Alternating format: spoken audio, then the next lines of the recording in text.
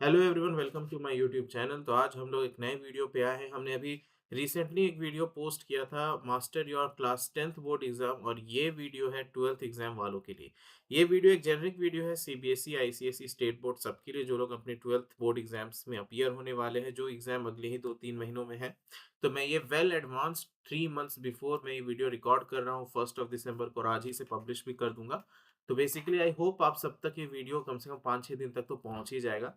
तो अभी भी आपके पास बहुत ज़्यादा तो नहीं, बट सफिशिएंट टाइम है प्रिपरेशन स्टार्ट करके प्रिपरेशन को एक शेप देने के लिए, क्योंकि लास्ट में फिर आप लोग वो सब वीडियो देखोगे कि 9 आवर्स में सीबीएसई एग्जाम्स कैसे टॉप करें, तो वो सब कोई काम का नहीं है।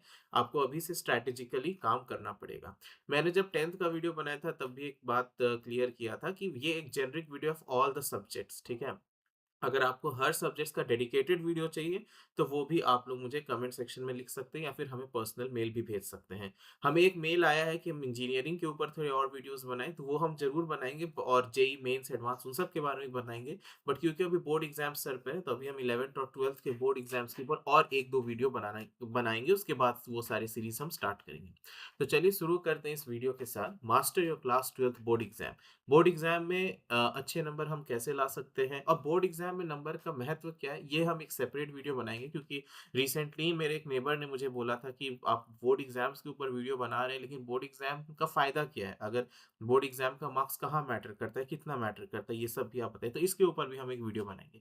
चलिए अभी आज का वीडियो हम स्टार्ट करते हैं। सबसे पहले कि हमें क्या स्ट्रैटेजी, क्या ब्लूप्रिंट हमें फॉलो करना चाहिए, जिससे हम अपने तैयारी को एक एफिशिएंट अप्रोच में आगे ले जा सकें। सबसे पहले एक चीज़ तो हमें समझना होगा, क्लास 10th और 12th बोर्ड एग्ज़ाम से बहुत अंतर होता है। क्लास 10th मतलब ऐसा नहीं कि मैं ईज़ी बोलूँगा, डेफ़िनेटली जब आप 10th में होते हैं तो आपको 10th के सब्जेक्ट्स हार्ड लगते हैं, और जेनरिक भी होता है, क्योंकि क्लास 10th में आप ह्यूमैनिटीज़ के सब्जेक्ट्स भी पढ़ते हैं, जैसे हिस्ट्री, सिविक्स, ज्योग्राफी, पॉलिटिक्स। फिर आप कंप्यूटर साइंस भी पढ़ते हैं, फाउंडेशन ऑफ आईटी पढ़ते हैं। कंप्यूटर साइंस का कोर कोडिंग तो उसमें पढ़ाई नहीं होता है। उसके आप बाद आप इंग्लिश पढ़ते हैं, लैंग्वेज में भी हिंदी भी रहता है, मतलब इंग्लिश, हिंदी। सोशल साइंस पढ़ते हैं, साइंस पढ़ते हैं, अलग चीज़, अलग सब्जेक्ट और 1-2 सब्जेक्ट्स रहते हैं। Depend on the college and depend on school.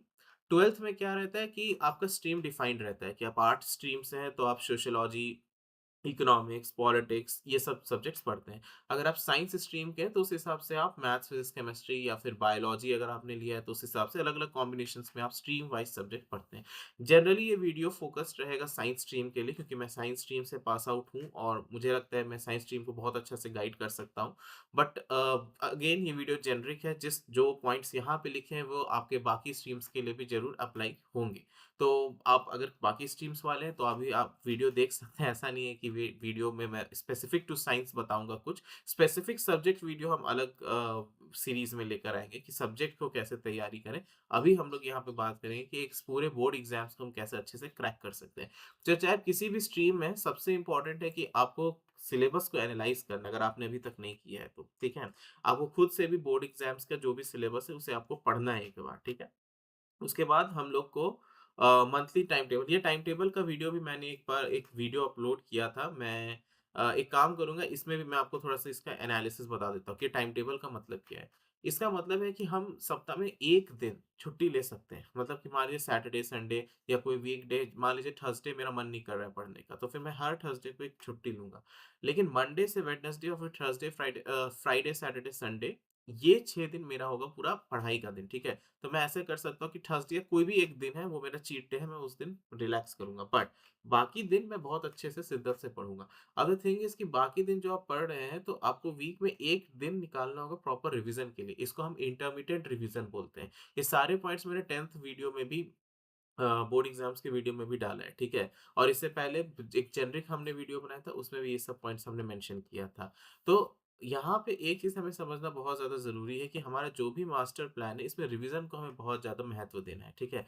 Exam का जो भी पहला डेट है, for example x of March आपका फर्स्ट डे ऑफ एग्जाम है, उससे 15 डेज बिफोर तो प्रॉपर रिवीजन और प्रीवियस ईयर पेपर होना चाहिए सॉल्व। और उससे और 15 डेज पहले, यानी 1 मंथ पहले से आपका रिवीजन स्टार्ट होना चाहिए, ठीक है। अगर आप एंड मोमेंट में रिवाइज करेंगे या फिर आप एंड मोमेंट में पढ़ाई ही खत कंप्लीट करते रहेंगे, तो आप बोर्ड एग्जाम में शायद उतना अच्छा नहीं कर पाए। इसीलिए मैं ये वीडियो वेल इन एडवांस लेकर आया हूँ। अभी आपका प्योर फोकस होना चाहिए कि आप किसी भी तरह से अपने पूरा सब्जेक्ट्स को कंप्लीट करें फरवरी तक, ये जनवरी तक, ठीक है। और कुछ सब्जेक्ट अगर रह जाते हैं, कुछ टॉपिक्स रह जाते हैं, तो उसे हम रिवीजन के साथ भी कंप्लीट कर सकते हैं। हालांकि 10th में मैंने स्ट्रिक्टली मना किया था, बट 12th में पॉसिबल है, क्योंकि 12th का सिलेबस बहुत वास्ट रहता है। तो अगर आप कोई सब्जेक्ट का कोई टॉपिक नहीं कंप्लीट किए, तो उसे हम रिवीजन के साथ साथ भी कंप्लीट कर सकते हैं। But mind it, first 15 days of your revision, जो फाइनल 15 डेज है prior to your board exam, उससे पहले तो प्रॉपर रिवीजन और प्रीवियस ईयर क्वेश्चन ही आपको सॉल्व करना है, ठीक है।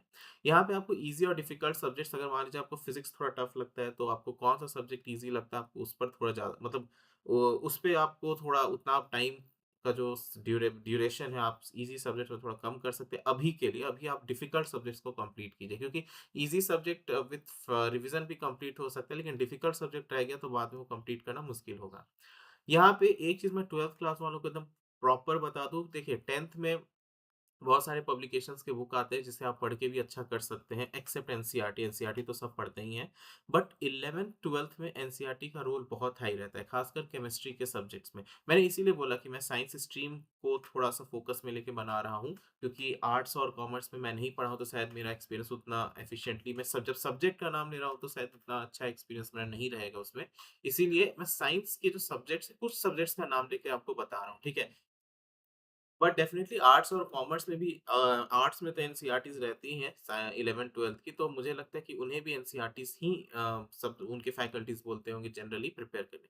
But for science stream, for chemistry हो गया आपका, या फिर फिजिक्स भी बहुत हद तक हो गया, ये आपको एनसीईआरटी से ही करना है। और ये 80% क्वेश्चंस कम फ्रॉम देयर, ऐसा नहीं है कि मतलब बाकी 20% आउट ऑफ द बॉक्स है। आप एनसीईआरटी पढ़ के 100% ऑफ क्वेश्चंस बना सकते हैं। ये 80% यहाँ कहने का मतलब है कि ये डायरेक्ट क्वेश्चंस रहते हैं एनसीईआरटी से, ठीक है। कुछ क्वेश्चंस को थोड़ा घुमाया फिराया जाता है, जैसे कि मैथ्स में बहुत लोग आर एस अग्रवाल भी पढ़ते हैं 11th-12th में, 12th मैथ्स में, या फिर वो आर डी शर्मा भी बनाते हैं, ठीक है। तो उससे बाकी जो 20% क्वेश्चन से बनाना बहुत आसान हो जाता है। But the thing here is, अगर आपने एनसीईआरटी कर ले तो 80% काम तो आपका हो गया है।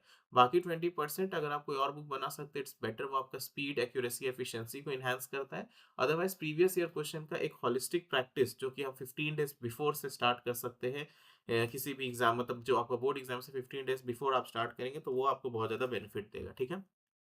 यहाँ पे इस एनसीईआरटी के यहाँ पे एक और चीज़ हम कर सकते हैं, एआई का यूज़ कर सकते हैं, ठीक है।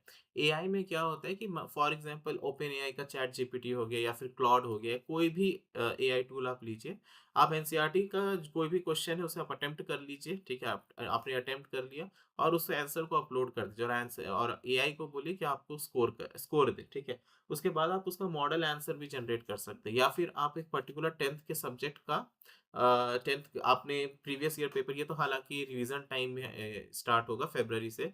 आपने कोई प्रीवियस ईयर सॉल्व किया, आप उसे भी दे सकते हैं पूरा पीडीएफ बना के एआई को, कि एआई आपका उसको चेक कर देगा फ्री ऑफ कॉस्ट, ये सब, ठीक है।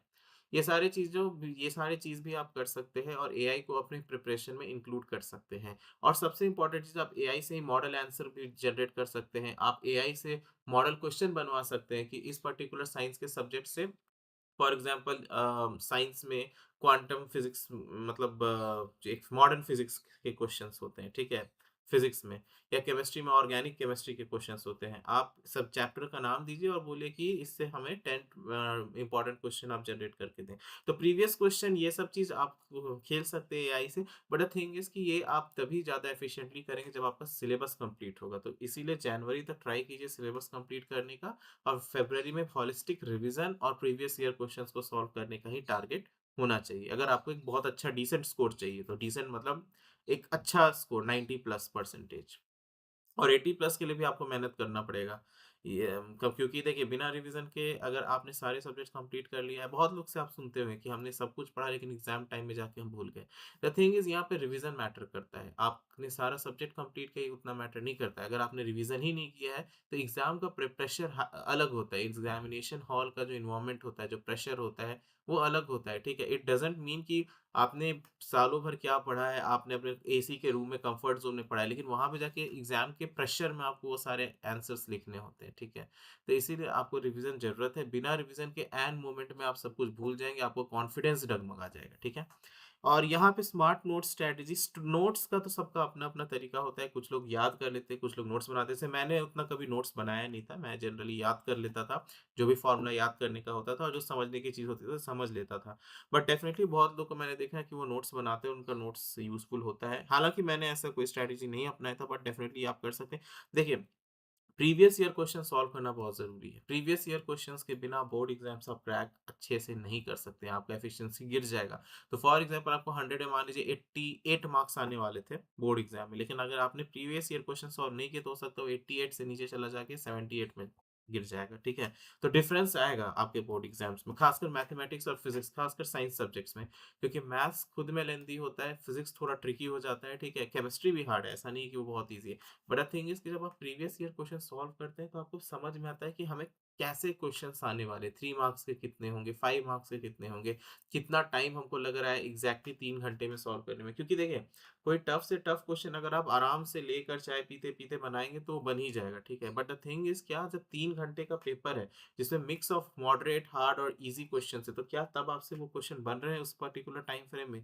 ये बहुत इंपॉर्टेंट क्वेश्चन है, जो इसका आंसर आपको प्रीवियस ईयर क्वेश्चंस में ही मिलेगा। और प्रीवियस ईयर क्वेश्चन के ऊपर में भी आपको लिए एक वीडियो बनाऊँगा। स्टार्टिंग में क्या हुआ कि आपका उतना अच्छा परफॉर्मेंस नहीं रहेगा, तो हो सकता है आप डिमोटिवेट हो जाएँ, बट उसमें वैसा नहीं होता है, कम से कम 5 टू 6 मार्क्स आपको देना पड़ेगा, उसके बाद आप में कॉन्फिडेंस आ जाएगा और फिर मेन एग्ज़ाम में भी आपको कोई भी एंग्ज़ायटी नहीं होगी। और जैसे कि यहाँ पे लिखा है 10 इयर्स बोर्ड पेपर आपको सॉल्व करना चाहिए। आप 5 इयर्स भी सॉल्व कर सकते हैं और उन्हीं 5 इयर्स के बेसिस पे आप इस ईयर में क्या आ सकता है, चैट जीपीटी को दे दीजिए 5 ईयर का क्वेश्चन पेपर, चैट जीपीटी और 5 साल का क्वेश्चन मतलब प्रेडिक्ट करके आपको बता देगा और 5 सैंपल मॉक पेपर बना देगा। या फिर आप ऐसा भी कर सकते हैं, आप 4 साल प्रीवियस ईयर पेपर का यूज़ कीजिए, इस साल के भी कुछ सैंपल पेपर मार्केट में आएँगे, तो 3 सैंपल पेपर ले लीजिए, तो 7 आपके पास पेपर्स हो गए और 3 आप चैट जीपीटी से जनरेट करवा सकते हो। तो टोटल 10 प्रैक्टिस पेपर्स आपको देने हैं, जिसमें सैंपल पेपर भी इन्वॉल्वड है, previous year mock paper, previous year paper भी इंक्लूडेड है और डेफिनिटली जिसमें चैट जीपीटी का एआई पावर भी इंक्लूडेड है। तो ये एक होलिस्टिक प्रिपरेशन हो सकता है, ठीक है? मैं एक डेडिकेटेड वीडियो लेकर आऊँगा रिवीजन के ऊपर और चैट जीपीटी के ऊपर ही कैसे हम लोग एआई के थ्रू अपने रिवीजन को बहुत एनहांस कर सकते हैं, कोई भी कॉम्पिटिटिव एग्जाम्स या बोर्ड एग्जाम्स के लिए। और numerical problem science maths definitely, क्योंकि मैं ये साइंस स्ट्रीम के लिए एक्सक्लूसिवली नहीं बना रहा हूँ, ये जेनरिक वीडियो है, बट क्योंकि मैंने साइंस स्ट्रीम पढ़ा है, इसीलिए मैं यहाँ पे साइंस और मैथ्स की बातें कर रहा हूँ। आर्ट्स और कॉमर्स का भी कुछ हद तक सेम रहेगा, बट हो सकता है उसमें थोड़े मोड़े डेविएशंस हों।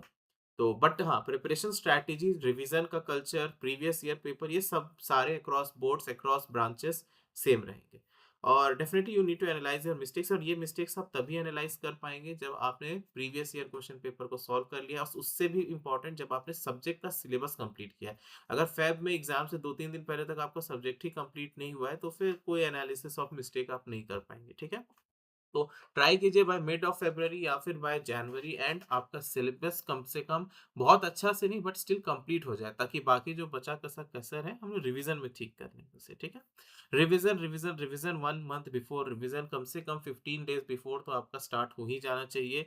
और जब आपका एग्जाम से 5-10 दिन 15 दिन पहले बचा हुआ है, तो फिर आपको स्लीप भी अच्छा से लेना होगा, ठीक है?